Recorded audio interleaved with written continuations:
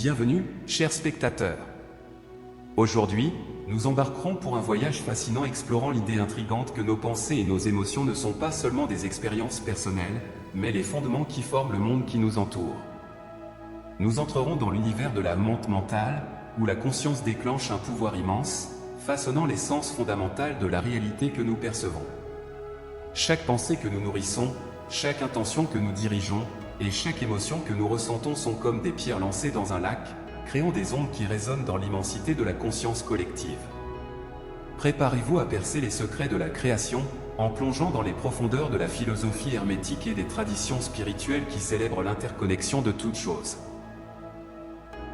Arrêtez-vous un instant et imaginez que vos pensées et vos émotions ne sont pas seulement des expériences personnelles, mais les composants qui forment le monde qui vous entoure, notre univers mental. La conscience possède un pouvoir immense, façonnant l'essence fondamentale de la réalité que nous percevons.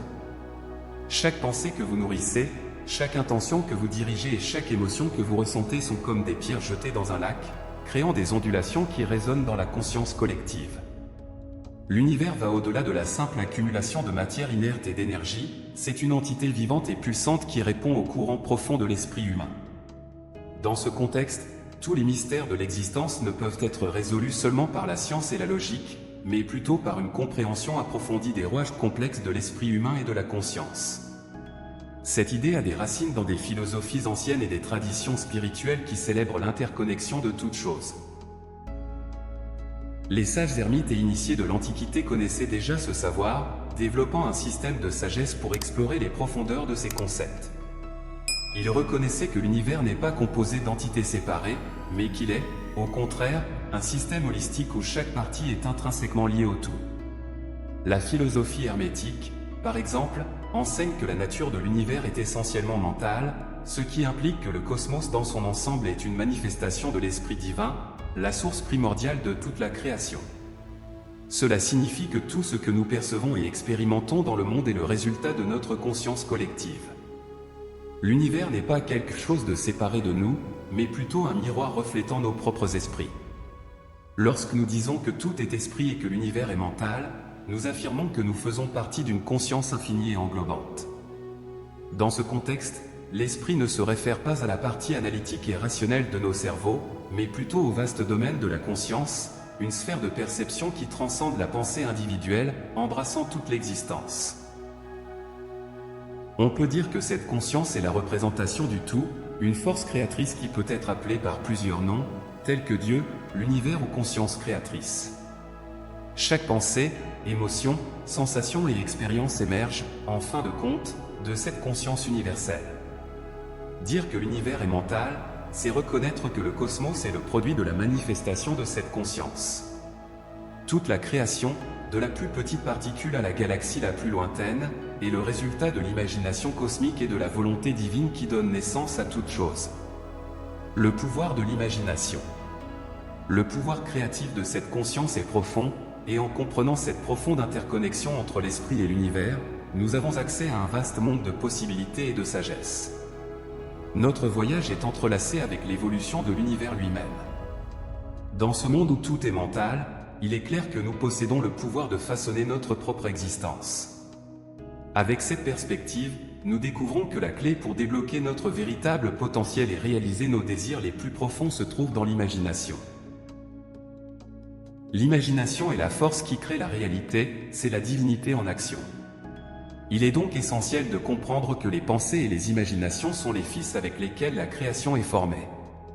Tout ce que nous expérimentons dans le monde extérieur est une manifestation de notre propre esprit, un miroir de nos pensées et de nos croyances. Par conséquent, si nous voulons changer notre réalité, nous devons d'abord transformer notre monde intérieur, nos pensées. Ne sous-estimez pas ce pouvoir, car il va au-delà d'une simple inspiration ou d'un optimisme vague, c'est une force transcendantale capable de créer les formes les plus profondes de l'existence. C'est pourquoi j'aime toujours souligner que nous avons le pouvoir de façonner notre destin, en particulier par le pouvoir de l'imagination. Mais rappelez-vous que c'est un cadeau sacré et qu'il doit être abordé avec respect, humilité et une compréhension profonde des principes qui le guident. L'imagination est l'une des outils les plus importants que nous puissions avoir, car elle nous permet d'aller dans de nombreux endroits sans bouger. Cependant, l'imagination va au-delà de simples rêveries, elle a le pouvoir de changer notre réalité, car c'est à travers l'imagination que nous formons notre réalité matérielle. C'est l'une des compétences les plus puissantes que nous ayons, car elle nous permet de créer de nouvelles idées, de résoudre des problèmes et de voir le monde sous un angle différent. Il existe la réalité que nous comprenons avec nos sens, et il existe la réalité cachée qui va au-delà de notre compréhension de base et du spectre observable. En d'autres termes, le tout englobe à la fois ce que nous comprenons et voyons, et ce que nous ne comprenons pas ou ne voyons pas. Nous vivons et nous nous mouvons dans la nature mentale de l'univers, car la nature de l'univers est mentale. L'esprit est l'origine de toute chose. Lorsque vous comprenez ce principe universel, vous pouvez également l'appliquer pour maîtriser votre propre réalité. À partir de cette compréhension, le pouvoir de l'esprit agit comme une clé maîtresse qui peut ouvrir les diverses portes du temple psychique et mental de la connaissance, afin que vous puissiez atteindre l'illumination, la maîtrise de soi et, par conséquent, le bonheur. Imaginons un instant que nous vivons dans un rêve collectif, une vision partagée qui façonne notre expérience du monde. Ce rêve est l'ensemble des croyances, des coutumes et des attentes qui nous influencent et sont transmises de génération en génération. Il crée une illusion collective dans laquelle nous percevons le monde d'une manière spécifique, souvent sans nous rendre compte des limitations et des préjugés que cela comporte. La réalité que nous expérimentons n'est pas une entité objective et indépendante, mais plutôt un produit de notre conscience collective. L'univers n'est pas seulement une réalité physique, mais aussi une création mentale formée par nos pensées et nos perceptions. L'impact des pensées réside dans l'énergie que nous y investissons, en leur donnant un sens par notre attention. Lorsque nous nous engageons dans des pensées spécifiques, les émotions qu'elles suscitent deviennent tangibles, nous orientant vers différentes sphères émotionnelles, qui à leur tour façonnent nos actions. Par exemple, si nous nous abandonnons à l'idée de l'échec personnel et la nourrissons de notre attention, cela déclenche une cascade de sentiments négatifs, tels que le découragement, l'insignifiant et le désespoir. Cette répétition de schémas peut même conduire à un état de dépression. Cette réponse mentale a des impacts physiques visibles, tels que notre posture, notre colonne vertébrale courbée, nos épaules tombantes, sapant également notre confiance en soi. Malgré notre désir de positivité, nous permettons souvent à de petits désagréments de perturber notre paix et nous gaspillons de l'énergie sur des situations qui ne sont pas sous notre contrôle. Même si certains de nos pensées négatives ne se matérialisent pas, nous cédons au pessimisme à certains moments. Lorsque nous nous trouvons dans des spirales de négativité, il est essentiel que nous observions consciemment et reconnaissions l'improbabilité ou la fausseté de ces pensées. Comme je l'ai expliqué dans la vidéo précédente, nous pouvons diriger notre attention vers le pôle opposé des pensées négatives que nous souhaitons dissiper. De cette manière, nous pouvons transformer l'indésirable simplement en changeant sa polarité par la transmutation mentale. Alors que nous concluons cette incroyable aventure à travers l'esprit et ses connexions cosmiques, je vous invite à réfléchir au pouvoir intrinsèque qui réside dans nos pensées et nos émotions. Chacun de nous est un architecte de la réalité, sculptant le tissu de l'univers avec les pierres précieuses de nos expériences mentales.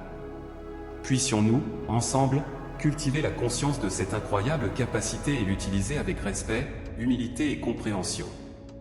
Après tout, dans le vaste cosmos de l'esprit, nous sommes les co-créateurs de notre propre existence. Merci d'avoir embarqué dans cette aventure de découverte.